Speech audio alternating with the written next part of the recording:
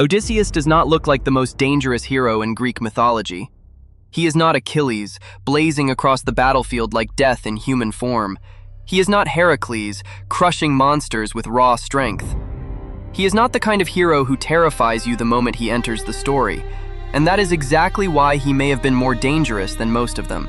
Because the most dangerous people are not always the loudest, not always the strongest, not always the easiest to fear. Sometimes, the most dangerous person in the room is the one who looks calm, speaks carefully, and sees 3 moves further than everyone else. That is Odysseus. And once you understand that, he stops feeling like just another Greek hero. He starts feeling like something colder, more calculated, more modern, and in some ways, far more dangerous. The first reason is simple. Odysseus is dangerous because his power is easy to underestimate. Welcome to Eastern and Western Legends. Here, we explore together the most mysterious myths, legends, and epic stories from both East and West. In Greek mythology, strength is obvious. Achilles is obvious. Ajax is obvious. Heracles is obvious. They look dangerous because they are built to overwhelm the world physically. Odysseus is different. He does not dominate by presence alone. He is not the hero you fear because he is bigger than everyone else. He is the hero you fear because by the time you realize what he is doing, he is already ahead of you. That kind of danger is much harder to defend against, because brute force gives you a clear threat. Strategy does not. And Odysseus is one of mythology's clearest examples of intelligence turned into a weapon. That is what makes him frightening. Not just that he is clever, but that he knows how to make cleverness lethal. The most famous example, of course, is the Trojan horse. That story alone explains why Odysseus is not just smart, but dangerous. Because he does not merely win by fighting harder, he changes the entire shape of the conflict. When direct war fails, he turns victory into deception. He weaponizes trust, expectation, pride, symbolism. The horse is not just a trick. It is the perfect Odyssean weapon. It kills by entering the mind before it enters the city. That is what makes it so terrifying. It is not strength breaking the gate. It is intelligence convincing the gate to open itself. And once you realize that, Odysseus starts feeling much darker than the usual hero. Because the battlefield is no longer just the body, it becomes belief. And if a man can control what you believe, he can often destroy you without ever meeting you blade to blade. That leads to the second reason Odysseus is so dangerous. He understands the power of language. A lot of heroes fight. Odysseus manipulates.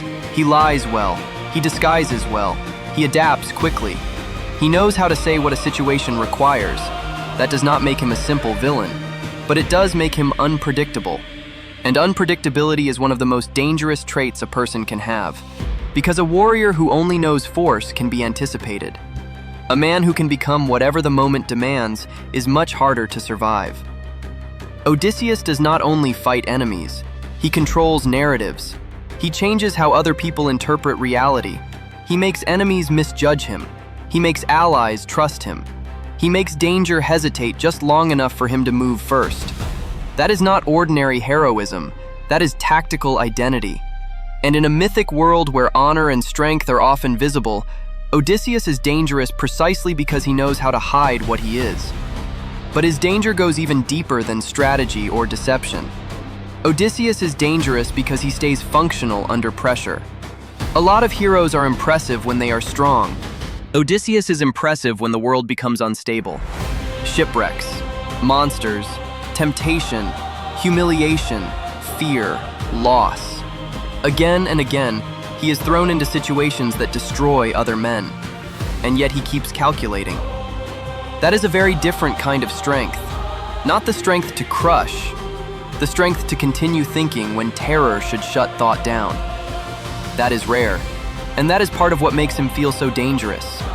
He is not just intelligent in comfort, he is intelligent in chaos. He can remain strategic while other people panic. He can delay action while others rush toward disaster. He can survive environments that punish impulsiveness. And once intelligence survives pressure, it becomes much more threatening than raw force alone.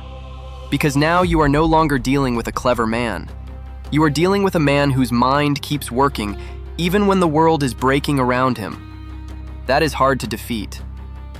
And then there is the part that makes Odysseus truly interesting. He is not morally simple. That is important, because if Odysseus were just wise and noble, he would still be admirable, but not especially disturbing. What makes him more dangerous than he looked is that his intelligence is not always clean. He can be proud, he can be manipulative, he can be calculating in ways that feel cold.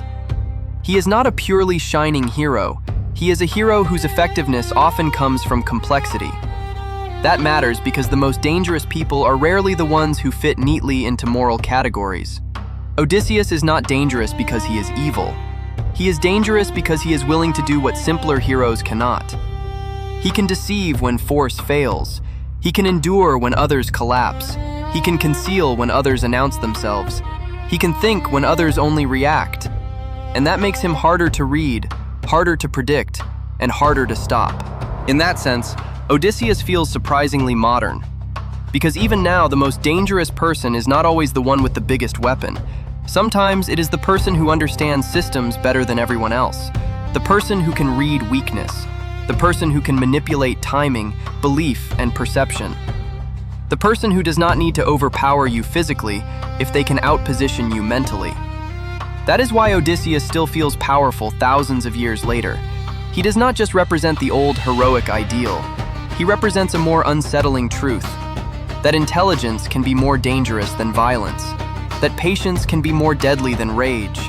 That strategy can do things strength alone never could. And that is why Odysseus was more dangerous than he looked.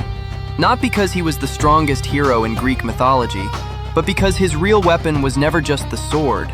It was the mind behind it. A mind that could lie, adapt, survive, manipulate, and outthink almost anyone around him. The strongest hero is easy to fear. You see him coming. Odysseus is different.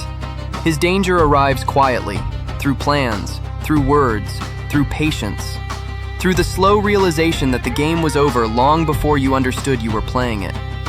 And that may be why he remains one of the most dangerous heroes in all of mythology. Not because he looked like death, but because he thought like it. So what do you think? Who was more dangerous, Achilles or Odysseus? Let me know in the comments. And if you enjoy mythology, legendary heroes, monsters, and the darker meanings hidden inside ancient stories, subscribe to the channel, because this is exactly the kind of legend we explore here.